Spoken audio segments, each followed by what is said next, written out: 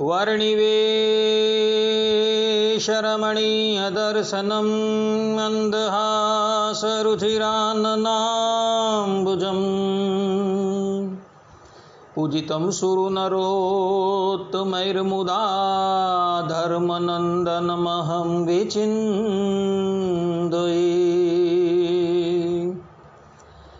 अस्मद्गुरो समारम्भां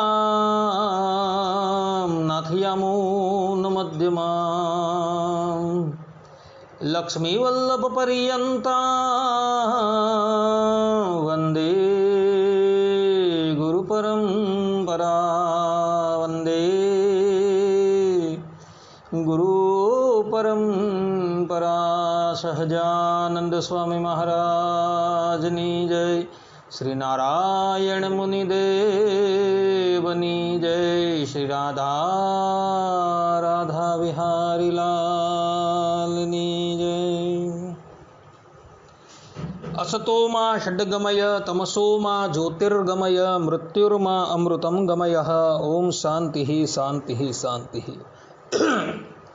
निखिल है प्रत्यनि कल्याण एकतान श्वेतर समस्त वस्तु विलक्षण अनंत कोटि ब्रह्मांड नायक श्रीदेवी भूदेवी नीलादेवी श्री राधा देवी थी समलंकृत सर्व अवतारना अवतारी सर्व कारणना कारण परब्रह्म परमात्मा भगवान श्री हरिनी महती कृपा थी આપણે માનવ જીવનના સર્વોત્કૃષ્ટ લાભ એવા સત્સંગને માટે ઉપસ્થિત થયા છે। ઉપસ્થિત થનારા બધા જ ભગવદ ભક્તોના હૃદયની અંદર अपरोक्ष रूपे विराजमान ए जगत कारण तत्व भगवान श्री हरिना चरणारविंदरनी अंदर साष्टांग दंडवत प्रणाम करी आजनी आ कथानो शुभारंभ करूँ छूँ। भक्तों, आजनी आ कथानी अंदर आपणे बधा रामायणना आदि वक्ता कागभूषणजीनु जीवन चरित्र जे छे ए श्रवण करशुं। कागभूषणजी पूर्वजन्मनी अंदर कोण हता अने एवोने भगवान श्री रामनो मेळाप केवी रीतना थयो विगेरे विगेरे बाबतो जे छे ए आपणे सूक्ष्मताथी अवलोकन करशुं। कागभूषणजीना जीवन चरित्रनी अंदर रामचरितमानस ए प्रमाणभूत ग्रंथ है। रामचरितमानसना उत्तरार्धनी अंदर कागभूषणजीनु जीवन चरित्र आवे छे अने गर्ग संहितानी अंदर पण एमना जीवन चरित्र पर थोड़ो प्रकाश करवामां आवेलो छे। गर्ग संहिताना वृंदावन खंड अध्याय 13 अंदर कागभूषणजीना पूर्व जीवनना चरित्र विषे थोड़ी बात करवामां आवेली छे। कागभूषणजी पूर्व जन्मनी अंदर अश्वशिरा नामना एक ऋषि हता। एक समयनी बात है, आ पवित्र ऋषि एक वेदशिरा नामना ऋषिना आश्रमनी अंदर तपस्या करवाने अर्थे जाए छे।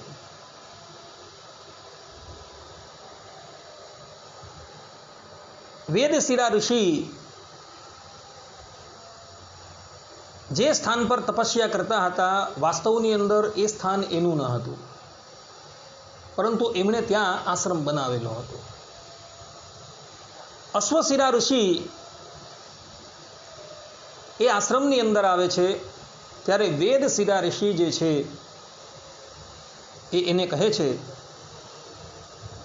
कि हे ऋषि, आ स्थान अमारुं छे तो तमे અહીંથી બીજા स्थान पर जाओ।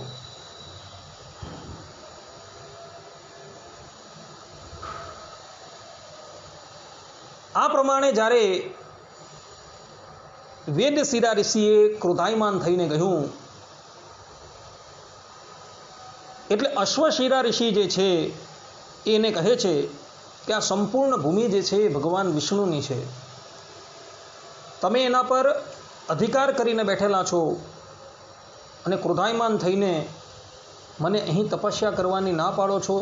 તમે ઋષિ છો, તમને આ ક્રોધ જે છે એ શોભે નહીં. માટે જાઓ, હું તમને શાપ આપું છું કે તમે સર્પ થઈ જાઓ. આ પ્રમાણે જ્યારે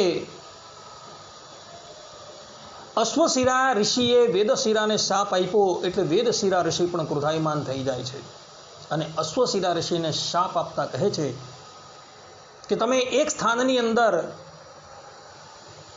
તપસ્યા કરવાને અર્થે સ્થિર રહેતા નથી, પરંતુ કાગડાની જેમ આમ તેમ ડોલટા ફરો છો.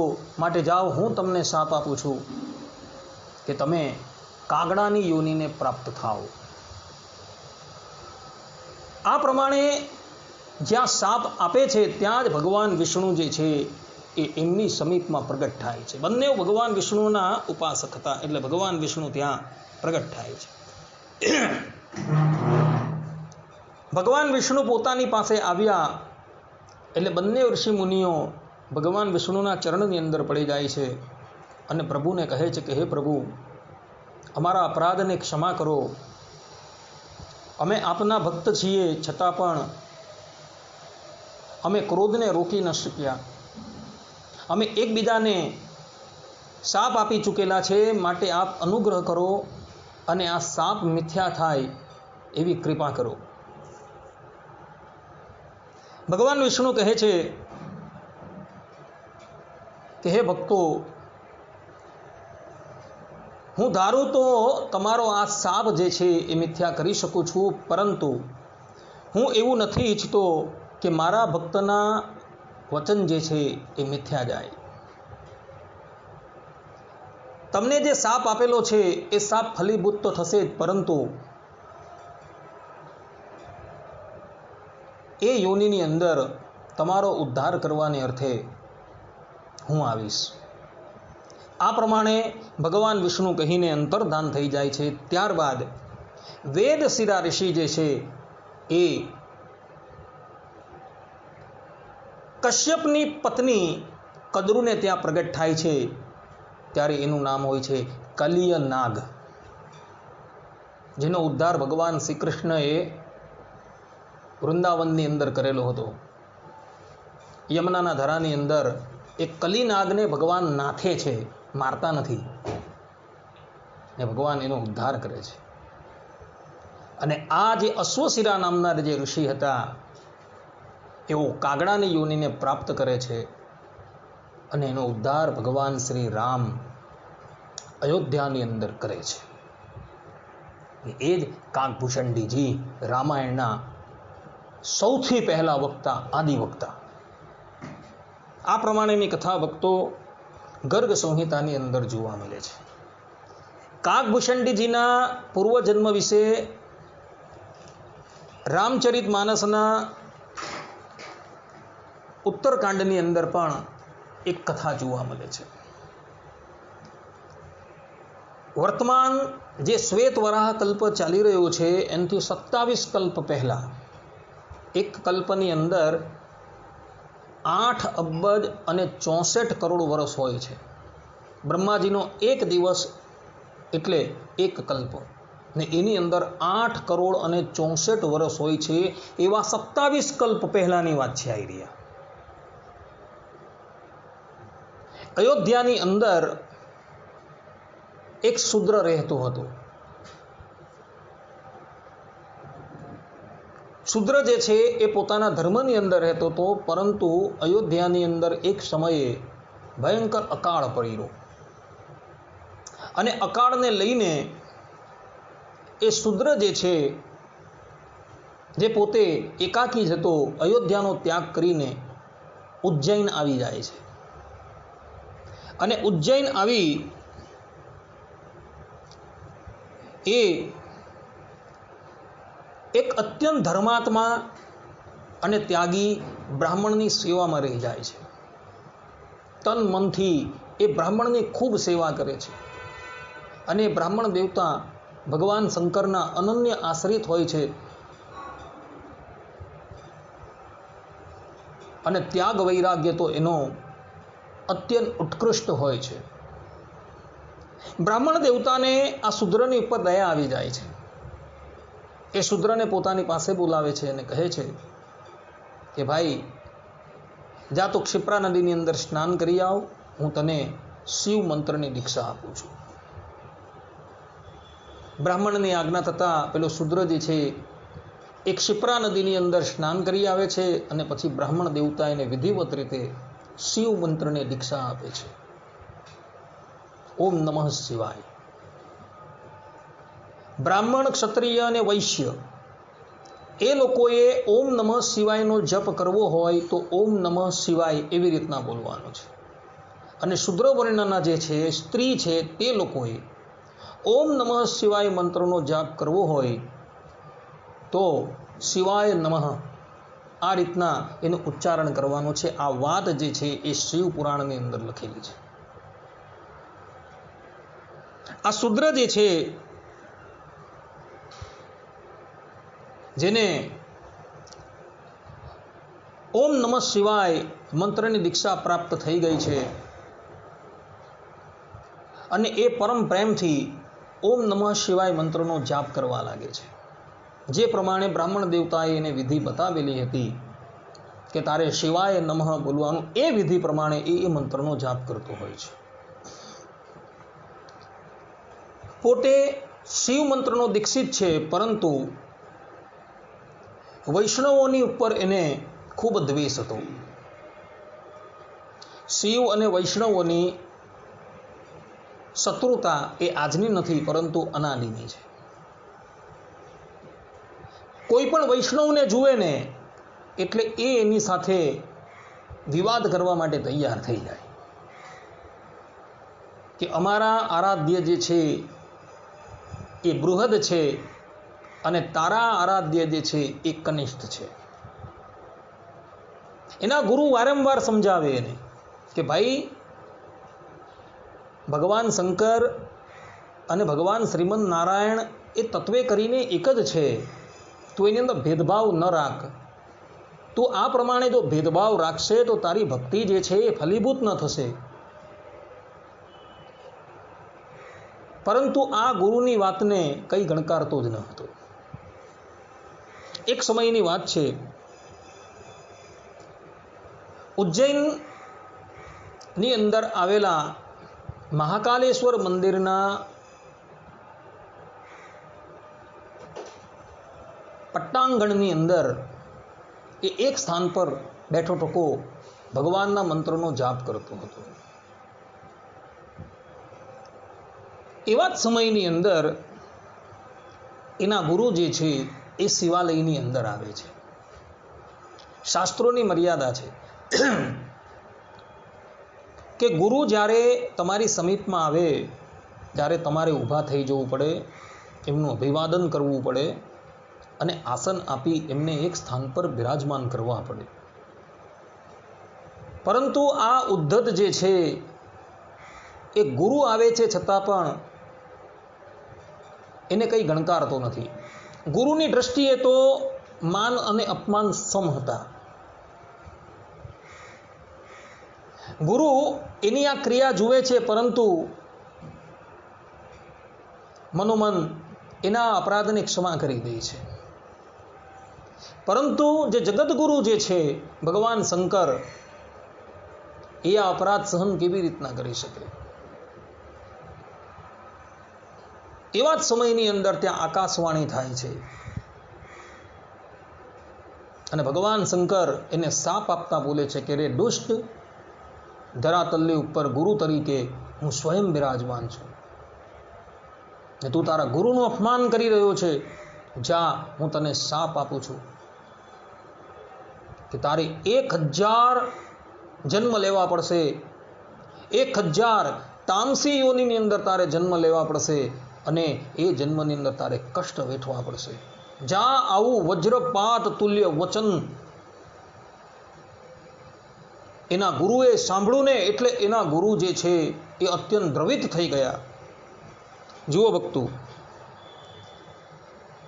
ઈષ્ટદેવનો અપરાધ કરવામાં આવે ને તો ગુરુ બચાવે, પરંતુ ગુરુદેવનો અપરાધ કરવામાં આવે ને તો ઈષ્ટદેવ રક્ષા નહીં કરે. આ વાત જે છે એ બ્રહ્મવૈવત પુરાણના કૃષ્ણ જન્મખંડ અધ્યાય 73 અંદર લખેલી છે. 69 અંદર પણ જોવા મળે છે અને ગુરુ ગીતાની અંદર પણ લખેલી છે. આજે ગુરુનો અપરાધ થઈ ગયો છે, પરંતુ ગુરુ જે છે એ શિષ્યના અપરાધને ક્ષમા કરવાને અર્થે ભગવાન શંકરની સ્તુતિ કરે છે કે હે નાથ, આ તો અજ્ઞાની છે, એના અપરાધોને આપ ક્ષમા કરી દો. ગુરુનો દ્રોહ થઈ જાય અને ગુરુ જો એના અપરાધ ક્ષમા કરી દે તો એનું પ્રાયશ્ચિત થઈ જાય. અન્યથા શાસ્ત્રોની અંદર ગુરુદ્રોહનું કોઈ પ્રાયશ્ચિત નથી. ગુરુ ભગવાન શંકરને ખૂબ વિનંતી કરે છે. ત્યારે આશુતોષ ભગવાન જે છે એ ગુરુની સન્મુખ પ્રકટ થાય છે અને કહે છે કે હે બ્રાહ્મણ દેવતા, તમારી આ સ્તુતિથી હું ઘણો પ્રસન્ન થયો છું. મારો શાપ તો મિથ્યા ન જશે. અને 1000 યોનિ તો ભોગવવી જ પડશે, પરંતુ એ 1000 યોનિની અંદર એ જશે ત્યારે એને એ યોનિનું કષ્ટ ન ભોગવવું પડશે અને એને મારી સ્મૃતિ જે છે એ ચિરંજીવી રહેશે. હવે આ ભગવાન શંકરે એને શાપ આપ્યો કે વરદાન આપ્યું એ આપણે સમજ પડતી નથી. કારણ કે ભગવાન શંકરે એના પર અનુગ્રહ કર્યો કે મારી સ્મૃતિ એને ચિરંજીવી રહે, અર્થાત કે ભગવાન શંકરે એને પોતાની દુર્લભ ભક્તિનું દાન આપી દીધું.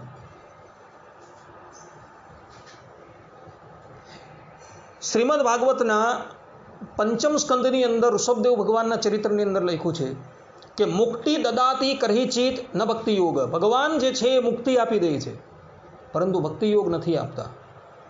જ્યારે ભગવાન શંકરે આ શુદ્રની ઉપર અનુગ્રહ કર્યો કે તારે 1000 યોનિની અંદર જન્મ તો લેવો જ પડશે, એનું કષ્ટ તારે ભોગવવું પડશે, પરંતુ કષ્ટનો અનુભવ તને ન થશે અને મારી સ્ફૂર્તિ જે છે તને ચિરંજીવી રહેશે. એટલે પોતાની દુર્લભ ભક્તિ જે છે ભગવાને એને અર્પણ કરી દીધી. ત્યારબાદ આ શુદ્ર જે છે એક પછી એક 1000 યોનિને પ્રાપ્ત થાય છે અને 1001મી યોનિની અંદર પુનઃ એ બ્રાહ્મણ તરીકે પ્રગટ થાય છે.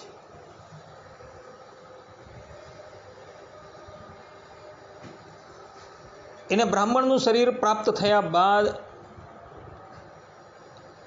એ જ્યારે નાનો હતો ત્યારે જ એને મૂકીને એના માતા પિતા જે છે એ પરલોકવાસી થઈ જાય છે. ભગવાન શંકરની કૃપાથી એની ગતિ જે છે એ કોઈ રોકી શકતું ન હતું. જ્યાં ઈચ્છા થાય ત્યાં એ જઈ શકતો હતો. એક સમયની વાત છે, એ ફરતો ફરતો તપોવનમાં આવી ચડે છે. એ તપોવનની અંદર રહેતા બધા જ ઋષિમુનિઓ જે છે એ નિર્ગુણ નિરાકાર બ્રહ્મના ઉપાસક હોય છે અને આને મન જે છે એ સાકાર ભગવાનની ઉપાસનાનો રંગ લાગી ગયો હોય છે. દરેક ઋષિમુનિઓના એ આશ્રમમાં ફરે છે, પરંતુ બધા જ નિર્ગુણ નિરાકારનું પ્રતિપાદન કરે છે, એટલે એને એ વાત રૂચતી નથી. ફરતા ફરતા એ લોમસ ઋષિના આશ્રમમાં આવે છે. આ લોમસ ઋષિની વિશેષતા તમને કહું. લોમસ ઋષિ ભગવાન શંકરના અનન્ય ઉપાસક છે. આ બ્રહ્માંડની અંદર સૌથી પૌરાણિક કોઈ વ્યક્તિ હોય તો એ લોમસ ઋષિ છે. એમ કહેવાય છે કે શરીરની ઉપર 3.5 કરોડ રૂવાડા હોય છે. ભગવાન શંકરે એને એવું વરદાન આપેલું છે કે બ્રહ્માજીનો એક દિવસ જાય ને ત્યારે તમારો એક રૂવાડો જે છે એ ખરી જાય, અને એના શરીર પરથી અત્યાર સુધીમાં અડધા રૂવાડા ખરી ચૂકેલા છે. તો પણ એને એના જીવનની અંદર આશ્રમ બનાવેલો નથી કોઈ પણ સ્થાન પર. એ એમ કહે છે કે મારું મૃત્યુ સમીપમાં જ છે, તો આશ્રમ મારે શા માટે બનાવવું? ભગવાન શંકરની કૃપાથી એને દીર્ઘકાલ પર્યંત જીવિત રહેવાનું વરદાન છે, છતાં પણ એણે એના જીવનની અંદર આશ્રમ બનાવેલો નથી કોઈ. એ જે સ્થાન પર રહે છે અમુક સમય માટે જ રહે, પછી ત્યાંથી એ જતા રહે. તો આ બ્રાહ્મણ જે છે એ લોમસ ઋષિના આશ્રમની અંદર આવે છે, અને લોમસ ઋષિના ચરણમાં પડી ઋષિને કહે છે કે હે ઋષિ, મને બ્રહ્મ તત્વનો ઉપદેશ આપો. લોમસ ઋષિ જે છે એ અદ્વૈત બ્રહ્મના ઉપાસક હોય છે. એની દ્રષ્ટિની અંદર સ્થાવર જંગમની અંદર કેવલ ને કેવલ ભગવત તત્વ છે, બીજું કોઈ તત્વ છે જ નહીં. અને એ પ્રમાણે એ આ બ્રાહ્મણને ઉપદેશ આપવા લાગ્યા. પરંતુ આ બ્રાહ્મણની સ્થિતિ જે છે, એની જે અવસ્થા જે છે એ લોમસ ઋષિ જેવી ન હતી. ઋષિ જ્યાં અદ્વૈતનું પ્રતિપાદન કરે ત્યાં આ દ્વૈતનું પ્રતિપાદન કરે. ઋષિ જ્યાં નિર્ગુણનું પ્રતિપાદન કરે ત્યાં આ સગુણનું પ્રતિપાદન કરે. અને બંને ગુરુ અને શિષ્ય વચ્ચે નિત્ય વાદ વિવાદ થયા કરે. એટલે એક દિવસ લોમસ ઋષિ ક્રોધાયમાન થઈ ગયા અને આ બ્રાહ્મણને શાપ આપતા કહે છે કે હું જ્યારે મધ્યની અંદર તને બ્રહ્મ તત્વનો ઉપદેશ આપતો હોઉં ત્યારે તું મધ્યમાં કા કા કા કા કરીને ખલેલ કેમ પહોંચાડે છે? માટે જા, હું તને શાપ આપું છું, તું કાગડો થઈ જા. પોતાના ગુરુએ શાપ આપ્યો, છતાં પણ આ બ્રાહ્મણ જે છે એ એક શબ્દ બોલતા નથી અને બે હાથ જોડીને એ શાપ જે છે એ સ્વીકારી લે છે. લોમસ ઋષિ એની આ ક્ષમાવૃત્તિ જોઈને અત્યંત પ્રભાવિત થઈ જાય છે. એ કાગડો બનીને જ્યાં ઉડવા માટે તૈયાર થાય ત્યાં એને પોતાની પાસે બોલાવે છે કે આવો બેટા મારી પાસે, તારી ક્ષમાવૃત્તિથી હું બહુ જ પ્રસન્ન થયો છે. એના મસ્તકની પર હાથ ફેરવે છે અને કહે છે કે જા બેટા, આથી મારા આશીર્વાદ છે કે ભગવાન શ્રી રામની ભૂત ભવિષ્ય અને વર્તમાનની બધી જ લીલા જે છે તારા હૃદયની અંદર છોડી જશે. હું તને રામ મંત્રની દીક્ષા આપું છું. અને રામ મંત્રની એને દીક્ષા આપે છે અને ગુરુદેવની કૃપાથી કાગભૂષણજીના હૃદયની અંદર ભગવાન શ્રી રામની સમસ્ત લીલાઓ જે છે એ સ્ફુરી ઉઠે છે. અને એ ભગવાનની લીલાઓનું ગાન કરવાની અંદર એટલા બધા મસ્ત થઈ જાય છે કે જેની કોઈ વાત નહીં. ગુરુના શાપથી એનું શરીર જે છે એ કાગડાનું થઈ ગયું છે. જ્યારે જ્યારે ભગવાન શ્રી રામ આ